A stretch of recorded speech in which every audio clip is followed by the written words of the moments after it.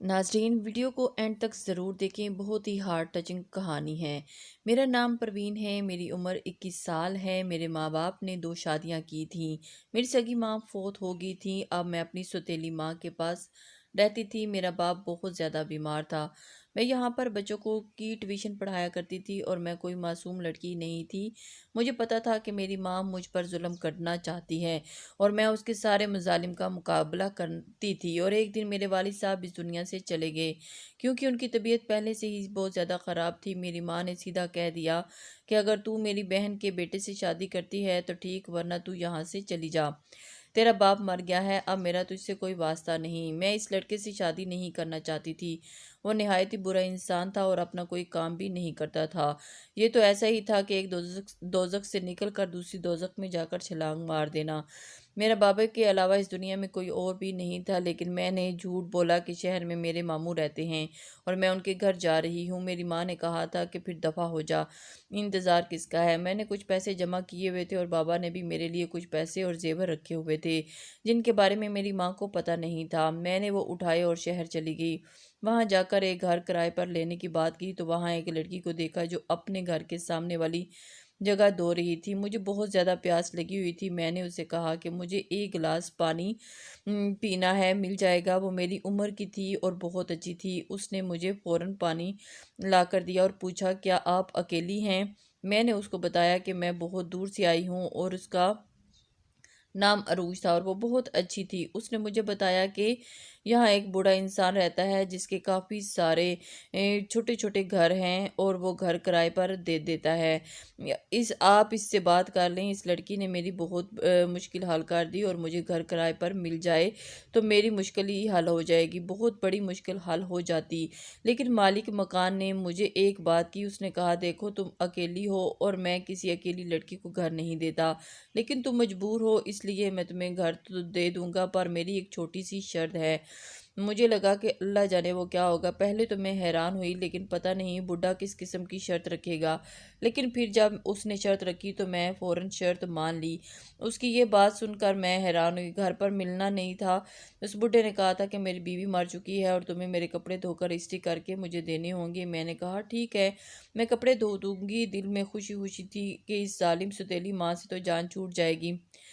मैंने अपने नए घर को थोड़ा बहुत सेट कर लिया। इस बुड्ढे ने कपड़े धोने के लिए मुझे एक मशीन भी दी थी और साथ में कपड़े भी दे दिए थे। मैंने कहा, कोई मसला नहीं, सूट धोना और इस्त्री करना कौन सा मुश्किल है। जिस लड़की से मैंने पता पूछा था वो मेरे घर के साथ ही 2 घर छोड़कर रहती थी। उसने शाम को मेरे लिए चाय और खाना भी भिजवाया था। वो बहुत अच्छी थी और उसके साथ मेरी थोड़ी बहुत दोस्ती भी हो गई। ऐसे लगता था कि मैं बहुत अच्छी जगह रहने आ गई हूँ। सारे लोग ही बहुत अच्छे थे। मैंने घर के सारे काम एक बोर्ड लगा दिया, घर के सामने एक बोर्ड लगा दिया कि यहाँ पर बच्चों को ट्यूशन पढ़ाया जाता है और अगले ही दिन मेरे पास 1-2 बच्चे भी आ गए।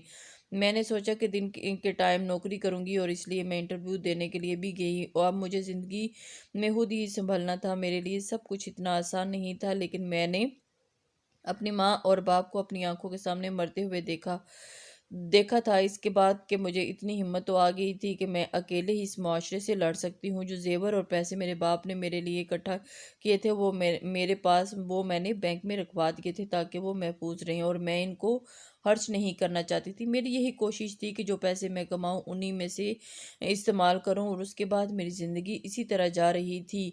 वो लड़की जिसके साथ मेरी दोस्ती हुई थी उसका नाम अरूज था। वो बहुत अच्छी थी। मैं उसके घर गई तो उसके घर में उसकी एक माँ और उसकी 2 छोटी बहनें थीं।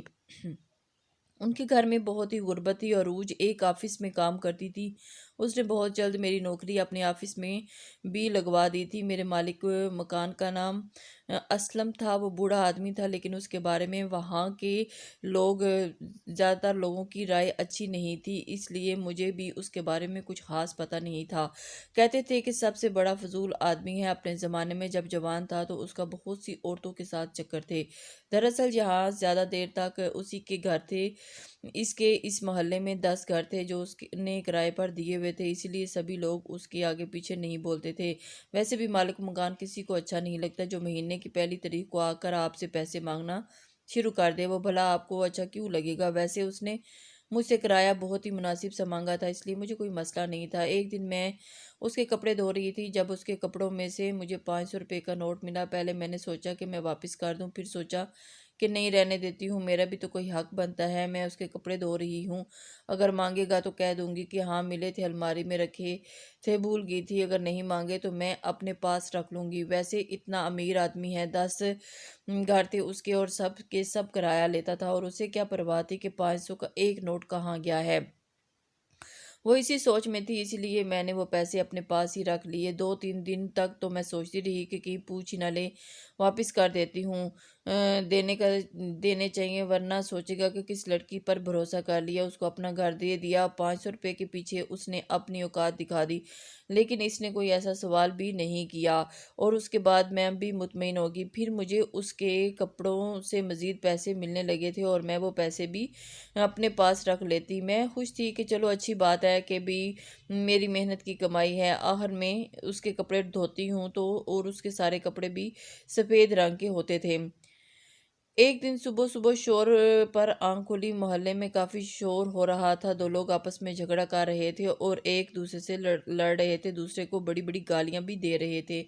مجھے لڑنے کی آواز آئی تو میں بہت ڈر لگتا تھا کہ میری سوتیلی ماں بھی میرے باپ کے ساتھ لڑتی رہتی تھی، اس کی بیماری کا بھی لحاظ نہیں کرتی تھی۔ مجھے لڑنے جھگڑنے کی باتوں سے ڈر لگتا تھا اور میرا دل بیٹھ جاتا تھا، لیکن بات کیا ہو رہی تھی یہ مجھے سمجھ میں نہیں آ رہی تھی۔ بعد میں نے عروج سے پوچھا تو وہ کہ کیا بات ہے، تو اس نے کہا کہ ایک گھر میں جوان لڑکی غائب ہو گئی ہے، اس لیے سب شور مچا رہے ہیں۔ ایک آدمی کہہ رہا تھا کہ پڑوس والے گھر کے لڑکے نے اس لڑکی کو بھگایا ہے کیونکہ وہ دونوں ساتھ رہتے ہیں، لیکن یہ بھی تو ہو سکتا ہے کہ وہ لڑکی خود ہی کہیں کسی کے ساتھ چلی گئی ہو۔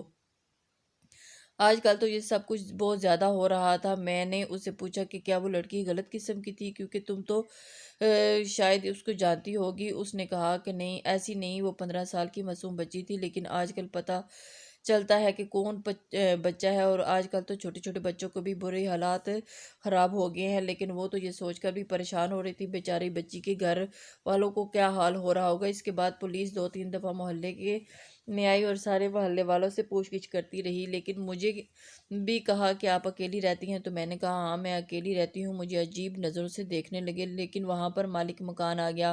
اس نے کہا کہ یہ اکیلی رہتی ہے، لیکن یہ بھروسے والی لڑکی ہے، میں اس کے ماں باپ کو جانتا ہوں، اس نے مجھے بچانے کے لیے جھوٹ بولا تھا۔ یہ بات مجھے اچھی لگی۔ بعد میں نے اس کا شکریہ ادا کیا اور میں نے کہا کہ آپ کی بڑی مہربانی۔ اس نے کہا کہ تم اکیلی کیوں رہتی ہو؟ اس نے مالک مکان نے جب اس سے پوچھا تو پھر اس نے اسے ساری بات بتا دی کہ میرے ماں باپ دونوں ہی اس دنیا سے چلے گئے ہیں، اور اگر میں اپنی سوتیلی ماں کے ساتھ رہتی تو وہ میری شادی اپنے شرابی بھانجے کے ساتھ کر دیتی، اس لیے، اور میں ایسا نہیں چاہتی تھی، اس لیے میں وہ یہاں پر اپنی زندگی بنانے کے لیے محنت کرنے لگی ہوں۔ اس نے کہا کہ مجھے کوئی اعتراض نہیں، تم بہت ہی بہادر ہو، اور یہ بات اچھی ہے کہ مجھے تمہارا ساتھ دے کر اچھا لگا ہے۔ اسی دن گزر رہے تھے کہ جب ہمیں ایک اور خبر ملی کہ جس گھر سے لڑکی بھاگ گئی تھی اس کے باپ نے خود کشی کر لی ہے۔ شاید وہ بدنامی برداشت نہیں کر سکتا تھا، اس لیے بہت ہی بری بات تھی۔ مجھے بڑا ہی افسوس ہوا کہ لڑکی گھر سے چلی گئی اور باپ نے خودکشی کر لی۔ اب وہ جانے اپنی مرضی سے گئی تھی یا اسے کسی نے اغوا کیا تھا، لیکن باپ بیچارہ تو اسی دنیا سے چلا گیا، اور باقی بہن بھائیوں کا کیا نقصان ہو گیا جن کو سنبھالنے اور پالنے والا صرف باپ ہی تھا۔ مجھے اس معاملے پر بہت افسوس ہوا۔ ایک دن میں اور عروج واپس آ رہے تھے کہ جب ہم نے اس لڑکی کی ماں کو دیکھا، اور وہ اپنے گھر کے باہر سڑک پر بیٹھی ہوئی تھی اور وہ بہت پریشان تھی۔ اس کی حالت دیکھ کر ہمیں بہت افسوس ہو رہا تھا۔ اب تو مجھے غصہ آنے لگا اور یقین ہو گیا کہ لڑکی اپنی مرضی سے ہی بھاگی ہے، نہیں تو پولیس کو ابھی تک اس کے بارے میں کچھ نہ کچھ پتہ تو چل جانا تھا۔ چھوٹا سا تو محلہ تھا یہ، محلے میں اکثر گھر والوں کے باہر کیمرے بھی لگے ہوئے ہوتے تھے، پھر بھی بات ابھی تک سامنے نہیں آئی تھی۔ اس کا مطلب تو یہی تھا کہ وہ اپنی مرضی سے گئی تھی۔ ایسی لڑکی پر مجھے بہت غصہ آتا تھا، اس نے ایک پل کے لیے بھی اپنے ماں باپ کے بارے میں نہیں سوچا۔ میرے گھر سے بھاگنے کے بعد میرے ماں باپ کا کیا ہوتا؟ اگر میرے ماں باپ اس دنیا میں زندہ ہوتے تو میں ان کے لیے اپنی ساری خوشیاں قربان کر دیتی۔ عروج نے کہا ہاں، کبھی کبھی لوگ اپنے ماں باپ کے لیے اپنی ساری خوشیاں قربان کر دیتے ہیں، لیکن پھر بھی بدلے میں ان کو کچھ نہیں ملتا۔ عروج یہ بات کرتے ہوئے اپنے گلے میں پہنے ایک لاکٹ کو تھام لیا تھا، اور میں نے کہا کیا مطلب؟ اس نے کہا کہ میں کسی سے محبت کرتی تھی جو میری طرح ہی ٹیچر تھا۔ وہ کہتا تھا کہ ہم دونوں شادی کر لیں گے اور ایک ہی اسکول میں پڑھائیں گے اور اپنی زندگی بہت اچھے طریقے سے گزاریں گے، گھر بنائیں گے اور ایک ساتھ کامیابی کا سفر طے کریں گے۔ اور اس کا بھی اس دنیا میں کوئی نہیں تھا، اور اس کے اس پاس مجھے دینے کے لیے کچھ بھی نہیں تھا سوائے محبت کے اور ساتھ کے۔ مجھے وہ لڑکا بہت پسند تھا اور میں اس کے ساتھ شادی کرنا چاہتی تھی، لیکن جب میں نے یہ بات اپنے گھر والوں کو بتانی کی تو انہوں نے کہا کہ گھر میں کمانے والا اور کوئی نہیں ہے، بابا تیرا زندہ نہیں ہے اور تو دو جوان بہن بھائیوں کو چھوڑ کر اپنا گھر بسانا چاہتی ہے۔ میں نے کہا کہ میں نئی شادی کر کے اب لوگوں کے لیے پیسے بھیج دوں گی۔ امی نے کہا پھر بھی بات نہیں رہتی، شوہر اعتراض کرتا ہے اور سارا کچھ ختم ہو جاتا ہے، تو اپنی زندگی میں مصروف ہو جائے گی، تیری اولاد آ جائے گی، تو اپنی زندگی میں بہت آگے نکل جائے گی، تو اپنی بہن بھائیوں سے زیادہ اپنی اولاد کے بارے میں سوچے گی۔ اگر تجھے ہمارا احساس ہے تو پھر یہ شادی نہ کر، اور اگر ہمارا احساس نہیں ہے تو جا کر شادی کر لے۔ میں اپنے گھر والوں کو چن لیا اور میں نے شادی نہیں کی، لیکن آج بھی وہ لڑکا یاد آتا ہے، اور اب اس نے شادی کر لی اور اس کا ایک بیٹا بھی ہے۔ اس نے ایک گھر بھی لے لیا ہے اور چھوٹی سی گاڑی بھی ہے۔ میں سوچتی ہوں کہ اگر اس وقت میں نے اس سے شادی کر لی ہوتی تو اس کے ساتھ ہوتی تو یہ لاکٹ اسی کی آخری نشانی ہے، میرے پاس یہی رہ گیا ہے، اور میں اسے لمحہ بہ لمحہ یاد کرتی ہوں۔ تمہارے تو ماں باپ نہیں ہیں، لیکن میں نے اپنے ماں باپ کے لیے اپنی محبت کو قربان کر دیا۔ اب میں زندہ تو ہوں لیکن خوش نہیں ہوں، جب تک میرے بہن بھائیوں کی شادی نہیں ہوگی میری بھی نہیں ہوگی۔ میں پیسے کمانے کی مشین بن گئی ہوں، میری کوئی بھی شادی نہیں کرے گا اور نہ ہی میری ماں میرے لیے کوئی رشتہ ڈھونڈ کر لائے گی۔ وہ آج کل میری چھوٹی بہن کے لیے رشتہ تلاش کر رہی ہے۔ ہم لوگ وہاں سے واپس آ رہے تھے جب مالک مکان راستے میں مل گیا، وہ سامنے سے آ رہا تھا، ہم نے سلام کیا، انہوں نے کہا وعلیکم السلام کے بعد کہا ماشاءاللہ میرے محلے کی سب سے پیاری بچیاں تم دونوں، اور بہت ہی زیادہ بہادر اور ذمہ دار بھی، اپنے گھر والوں کے لیے اتنی محنت کرتی ہو، اللہ تم لوگوں کو خوش رکھے۔ وہ چلا گیا اور میں نے اس کو کہا کتنی اچھی دعائیں دیتا ہے، مگر سب لوگ اس کے بارے میں اتنا برا کیوں کہتے ہیں؟ اتنا بھی برا نہیں ہے۔ تب عروج کا کہنا تھا کہ کسی کی شکل پر نہیں جاتے۔ ایک آدمی تھا جو اسے وقت پر کرایہ نہیں دے رہا تھا، اس نے رات کو ہی اس کا سامان اٹھا کر باہر پھینک دیا۔ سردی کا موسم تھا اور اس کے چھوٹے چھوٹے بچے تھے، اور اس کو ان پر ذرا بھی رحم نہیں آیا اور ان کو صبح تک بھی ٹائم نہیں دیا۔ میں نے کہا ہو سکتا ہے اس نے پہلے ان کو بہت ٹائم دیا ہو، آخر ان لوگوں کے بھی تو سمجھنا چاہیے تاکہ گھر کرائے پر دیا جاتا ہے اور آپ لوگوں کے نام تو نہیں کر دیا جاتا۔ اگر ٹائم پر کرایہ نہیں دیں گے تو مالک مکان کا دماغ تو خراب ہوگا نا۔ اس نے کہا تم پتہ نہیں کیوں اس کے بارے میں اتنا اچھا سوچ سکتی ہو، تمہیں ابھی یہاں آئے ہوئے کچھ ہی ٹائم ہوا ہے، صرف 3 مہینے ہوئے ہیں، اور یہ اتنا اچھا انسان نہیں ہے۔ میں نے کہا اس کو مجھے آج تک اس میں کوئی برائی نظر نہیں آئی، ویسے بھی ہم نے کون سا اس کے ساتھ کوئی رشتہ داری کرنی ہے؟ اگر وہ ہمیں ہنس کر بلائے تو ہمیں بھی اس کے ساتھ ہنس کر بول لیں گے، تو کل کو ہمیں اس کی ضرورت پڑ بھی سکتی ہے، کبھی کوئی مجبوری بھی ہو سکتی ہے۔ 1 مہینے کی مہلت تو دے گا ہی نا۔ عروج نے کہا تو شاید تمہیں کوئی رعایت دے دے، لیکن مجھے تو نہیں لگتا۔ شام کا وقت تھا، وہ اپنے گھر چلی گئی اور میں اس کی زندگی کے بارے میں سوچتی رہی کہ کیا زندگی ہے اس کی بھی، اور زندگی گھر والوں کا کب تک کما کر کھلائے گی۔ میں بھی جو پیسے کماتی تھی وہ میری سوتیلی ماں ہی مجھ سے چھین لیتی تھی۔ میرے ساتھ بھی زندگی نے کچھ اچھا نہیں کیا تھا، مجھے اس وقت بہت برا لگتا تھا، لیکن وہ تو میری سوتیلی ماں تھی، اس سے مجھے تو یہی امید تھی، لیکن اس کے تو اپنے تھے اور پھر بھی اس کے ساتھ ایسا کر رہے تھے، برا تو اس کو بھی لگتا ہوگا نا۔ پر بیچاری چپ چاپ سب کچھ برداشت کر رہی تھی۔ میں نے اس کے لیے دعا کی تھی، جتنی دفعہ بھی ہو سکے نماز پڑھتی تھی اور اس کے لیے دعا کرتی تھی، کیونکہ اس کے لیے صرف دعا ہی کر سکتی تھی۔ صبح ہوئی تو پھر سے وہ اپنے شور پر میری آنکھ کھلی، یا اللہ خیر اب کیا ہو گیا؟ باہر نکلی تو سامنے کا منظر جلدی سمجھ گئی، کیونکہ جو کچھ ہو رہا تھا وہ 2 گھر چھوڑ کر ہی ہو رہا تھا، اور یہ دیکھ کر میرے قدموں تلے زمین نکل گئی۔ اس دفعہ جو لڑکی غائب ہوئی تھی وہ کوئی اور نہیں بلکہ عروج تھی۔ میرے قدموں تلے سے زمین نکل گئی اور میں نے فوراً اس کی ماں اور بہنوں سے پوچھا۔ انہوں نے کہا رات تو گھر میں ہی تھی لیکن صبح سے غائب ہے۔ ہمیں ایک خط بھی ملا ہے جس میں لکھا ہے کہ میں یہاں نہیں رہنا چاہتی اور سب کچھ چھوڑ کر جا رہی ہوں۔